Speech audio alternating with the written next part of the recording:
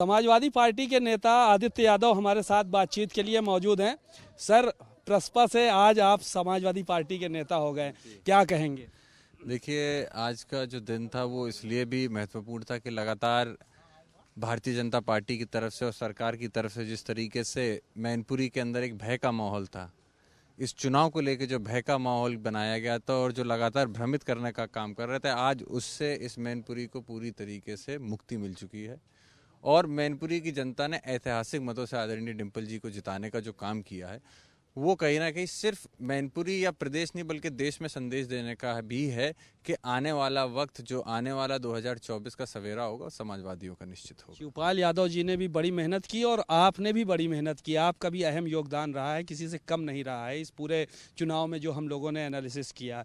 तो जसवंत नगर में इतना ज़्यादा वोट जो है वो इस बार रिकॉर्ड टूट गया है। सर, ये किस तरह की ये मेहनत ऐसी कर दिया कि एकदम बिल्कुल रिकॉर्ड टूट गया? देखिए, मेहनत नहीं, हमने अपने जितने भी वोटर्स थे उनसे संपर्क साधा, लेकिन उसके साथ साथ सभी समाज, सभी वर्ग के लोगों ने वोट दिया। इतनी बड़ी जीत, जैसा आपने कहा, बिल्कुल ठीक बात है।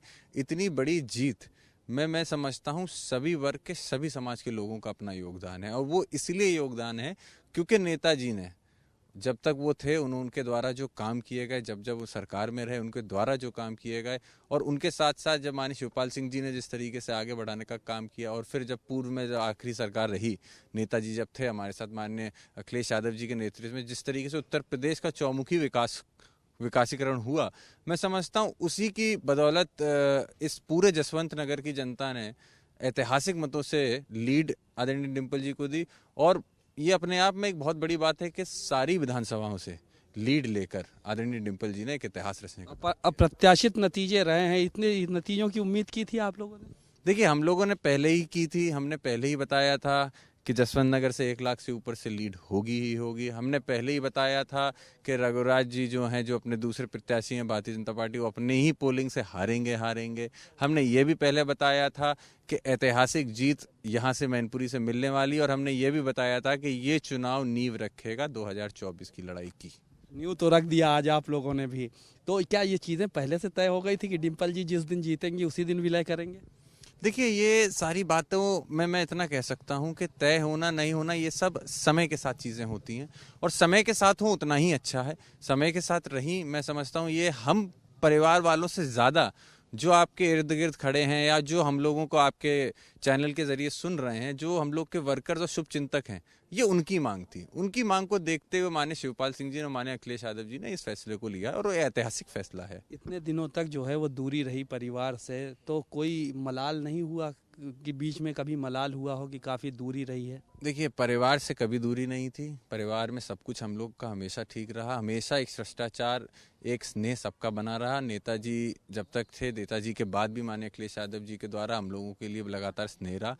राजनीतिक जो दूरियां थीं वो पूरी तरीके से खत्म हुई, और वो इसलिए खत्म हुई क्योंकि हम लोगों के वर्कर्स का, हम लोग के पार्टी के पदाधिकारियों का ही ये कहना था कि सर, हम लोगों को एकजुट होकर ही कहीं ना कहीं अपनी ताकत दिखानी होगी। ताकत भारतीय जनता पार्टी को हटाने के लिए दिखानी होगी। इससे कोई नुकसान की अपेक्षा, क्योंकि साथ आए हैं तो जाहिर है कि शिकंजा कसने की भी तैयारी चल रही है। कोई बात नहीं, शिकंजे को आज की तारीख में कसे जा रहे हैं। शिकंजे तो जब से नेताजी ने लड़ाई लड़ने का काम किया था, जब नेताजी लड़ रहे थे, समाजवादियों को खड़ा किया, 92 से समाजवादी पार्टी बनाई, तब से शिकंजे कितनों आए, कितनों ने कसे हैं। जब बहुत अलग अलग पार्टियां, अलग अलग सरकारें रहीं, सबने अपने अपने तरीके से शिकंजे कसते थे। नेताजी कितनी बार जेल में रहे, माननीय शिवपाल सिंह जी कितनी बार जेल में रहे, माननीय अखिलेश यादव जी को कितनी बार प्रयास किया गया कि जो उनका मॉडल है उत्तर प्रदेश को आगे बढ़ाने का, उससे जनता को दूर करने का काम। तो हम लोगों के ऊपर शिकंजे तो लगातार कसे गए, और आगे भी भारतीय जनता पार्टी ये निश्चित है कि आज का जो परिणाम है उससे बिल्कुल भी तैयार, हम लोग तो तैयार थे, भारतीय जनता पार्टी नहीं तैयार थी। और इसके लिए निश्चित ही आने वाले समय में देखिएगा किस तरीके से हमारे वर्कर्स को, हमारे लोगों को अभी जो ये चुनाव में जिस तरीके से परेशान किया गया, जेलों में बंद करने का प्रयास किया गया, तो ये आने वाले समय में और पूरी कोशिश करेंगे, और बड़े बड़े इससे धाराएं लगाकर, गैंगस्टर लगाकर हम लोगों के जो वर्कर्स हैं उनको, अच्छा आप बताइए, हम लोगों को गुंडा कहते हैं, जो रामपुर में हुआ क्या वो गुंडागर्दी से कम था? आपने जो इस संविधान, इस देश के अंदर, इस दुनिया के अंदर जो सबसे बड़ी एक्सरसाइज, सबसे बड़ा एक पर्व होता है, वोटिंग, जहाँ पे आप संविधान आपका होता है, वो आपको अधिकार देता है वोट करने का, वही आपने अगर अधिकार छीन लिया तो गुंडागर्दी आपकी है कि हमारी है? ये सवाल जनता देख रही है, समझ रही है। जहाँ जीत जाते हैं वहाँ गुंडागर्दी हमारी नहीं रहती, जहाँ हार जाते हैं वहाँ कहते हैं कि गुंडागर्दी है। हम नहीं, ये वीडियो, ये लोग, ये जो वोटर्स हैं, जो सिटीजन्स हैं, जो नागरिक हैं, वो कह रहे हैं, हम नहीं कह रहे। ये वो कह रहे हैं, ये वीडियोस, ये उन लोगों का दर्द बयां कर रहा है। हम तो कह रहे हैं कि हमारी मत सुनिए, आप खुद जाके धरातल पे देखिए क्या स्थिति आज बनी हुई है। रामपुर के अंदर कितना भयावह माहौल था। अब्दुल्ला आजम जी ने अपनी बात रखी, उन्होंने तो साफ साफ कह दिया कि ये चुनाव ही नहीं था। मुकदमा दर्ज हो गया उन पे भी, जेल जाने की तैयारी उनकी भी हो रही है। मुकदमों से कभी समाजवादी नहीं डरे।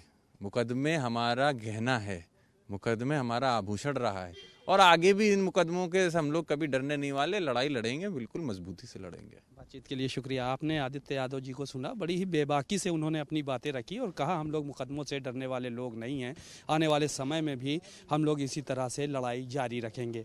कैमरामैन आमिश के साथ सीमा नकवी, भारत समाचार, इटावा।